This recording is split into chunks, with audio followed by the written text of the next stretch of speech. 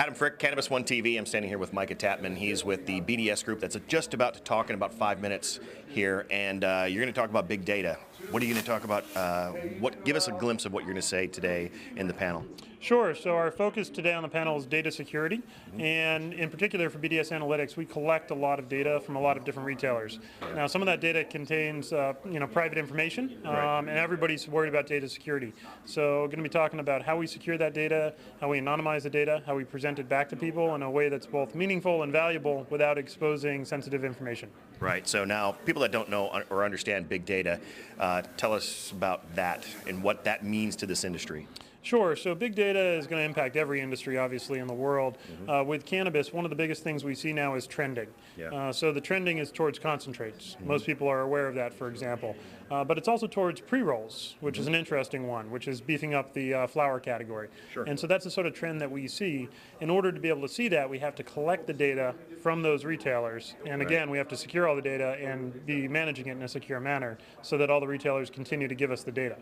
Right. So how are you able to get that data in the first place? What do you just walk into these dispensaries and say, hey, we want to start collecting data on all the people that you sell to, or how did you initially get this? So it's a value trade, right? The retailer gives us access to their data, and in return they get access to the market data.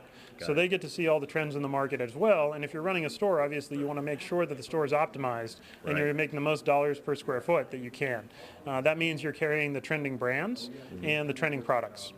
Got it. So what are you seeing now as far as trends? Anything different? I mean, I know you brought up two different products there. The flowers obviously being one that you didn't expect, but there it is. It's coming up. Pre-rolls. Right, pre-rolls. What else do you see? So concentrates obviously is the big winner right now in general, with edibles being sort of the subset, if you will, of concentrates.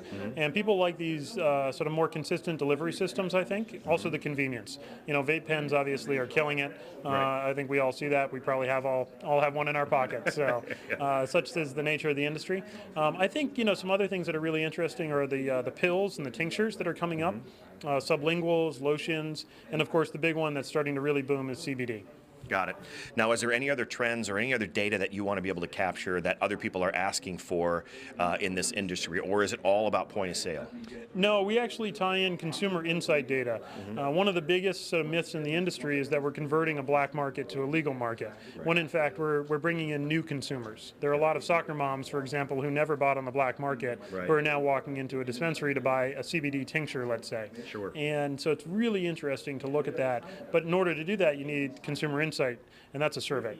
And so we collect a lot of survey data. We've surveyed thousands, I think over 18,000 individuals, both people who already consume and people who haven't consumed yet.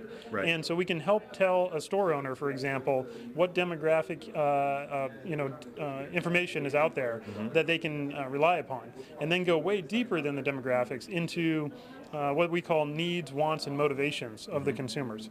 Is it an aspirational buy, like buying a pair of fancy tennis shoes? Or is it a need-based buy? For example, backache, right? So that 10-to-1 CBD to THC ratio might be perfect for the backache. Got it. So I need to get going, guys. Great. So, hey, Micah, thank you so much. Absolutely. Appreciate your time. Good luck in there. All right, cheers. Once again, this is Adam Frick with Cannabis One TV. We'll see you next time.